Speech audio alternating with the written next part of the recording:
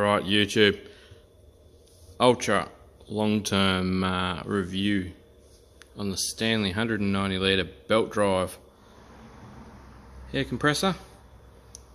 Now, it might be branded Stanley, but the pump's quite possibly not. I know it's not actually made by Stanley. The pump's made by a separate company, ABAC or similar. As you can see, stamped 2010. It's a twin piston design. As you can see with the twin air filters, the air filter comes in two sides. Inspection plate, oil drain, air cooler, copper feed line into the tank, tank pressure, adjustable pressure egg, outlet pressure, Nitto socket that comes on it. Decent little motor. The motor's done, this compressor's done nearly 7 years worth of work. It's an EMZ electric motor, 2800 RPM, manufactured 2010 as well. I think I bought this in 2011. I'm pretty sure I did. Yeah. So, free air delivery, 190 a minute is what they're rated at. This one's faded a bit. Spent a little bit of time outside in the sun, in and out of vehicles. They do come with wheels and a handle. I'd never put those on mine because it stood up better in the vehicle and it didn't move around or rock around or anything, so I didn't have any fear of it falling over. Still not horrible to handle, weighs about 50-55 kilos, something like that. Can still pick it up and carry it around. I've never so much as even opened the belt drive or changed the belt or even tightened it. So that speaks volumes. The oil's been changed 4 or 5 times, maybe even 6. I just use the compressor oil that you can buy from Super Cheap. Now, I paid full shebang for this. I think it was like $699 or something crazy. But I've still got it 7 years later, and this was always the go-to. It's painted a few cars, sandblasted a few cars with the smaller spot blaster and things like that. Always been connected to auxiliary air tanks when it's been at the workshop. And yeah, I thought I'd bring it out of retirement, bring it out to the shed out here. Now, before anyone grills me for running it off a lead because you're not meant to, this is where the lights are. So we're just going to run it off the lead with the stopwatch from dead empty till she shuts off, which it shuts off bang on 10 bar. So 145 psi. So it's something to keep in mind. I will do a comparison video shortly. That's why they're all lined up here. But yeah, 145 pound that pump's to. Normally they're most belt drives are about 115. Fire it up, run it until it stops with the stopwatch, and we'll see how long it takes.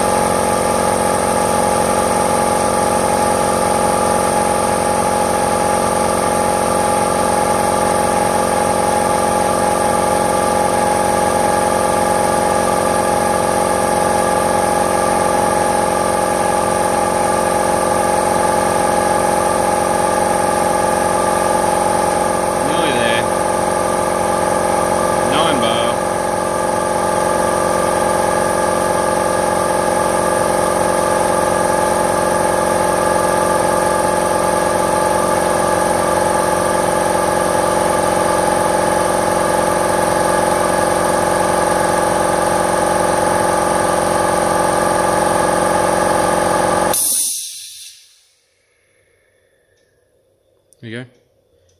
Minute 53. So, that's a 50 litre tank. I don't know if I mentioned that. It's got a drain on that end. Underneath, the drain tap broke, but you still turn it. You just got to use a pair of pliers. I should just replace it. It's not that much of an inconvenience to just turn it with some pliers. Alright. Pros, cons, and otherwise. Pros, it's quieter than direct drives. They rated it at a 95% duty cycle, and I believe that because it's ran for half an hour to an hour straight, heaps of times. Still goes like a gem. You can still touch it after it's been running. The electric motor's great. As with any big belt drive though, don't run it off an extension lead. Once like this, okay, yep, not going to cause engine damage, but electric motor damage, not an engine, but not going to cause damage, but continual use off a lead will overheat this and just be the end of it. You will struggle to get a warranty if the motor's burnt out like that, because they're quite a reliable motor and they're not going to do that for no reason. Pressure switch has never been touched, never been adjusted, never been off, still works. Awesome. The dump valve works awesome. Pressure adjustment works great.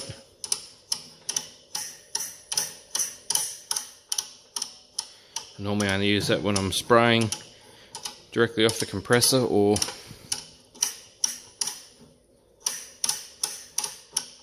something that's a little bit finer. Those notches you hear are just like a spring. Really nice feel to it. It's got a good flow out of it as well. It's not restricted. The regulator's not horribly small and slow. The only con's probably the cost. It's still cheaper than most peerless compressors. You get a good pump, you get a good motor. And I've never done anything to this except for service. Pump. Now, we had one of these at a scrapyard I worked at once, and it was connected to a 100 amp plasma cutter and used to kick in and out and just run up to 6-7 hours straight a day. No worries at all. Did it for months and months. I left the scrapyard. I believe it's still there, still doing the same thing, still on the same cart, connected to the plasma cutter. So, yeah, and that's in an unloved environment, dust, sparks, heat, horrible crap everywhere, out in the sun, still goes. So, this is her. I'm going to make a spot for this out in the shed out here and use it as a backup in case I need it, because this one, or I told a buddy, dies.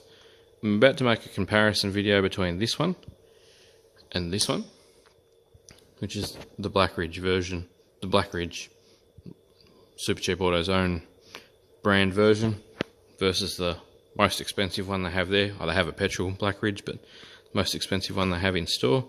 I believe they're around 800-ish now. There'll be some more videos in playlists over here. There'll be a subscribe button over here. Thanks heaps. I'll put a link to this compressor down in the bottom of the video description. Thanks for watching. Catch you in the next video.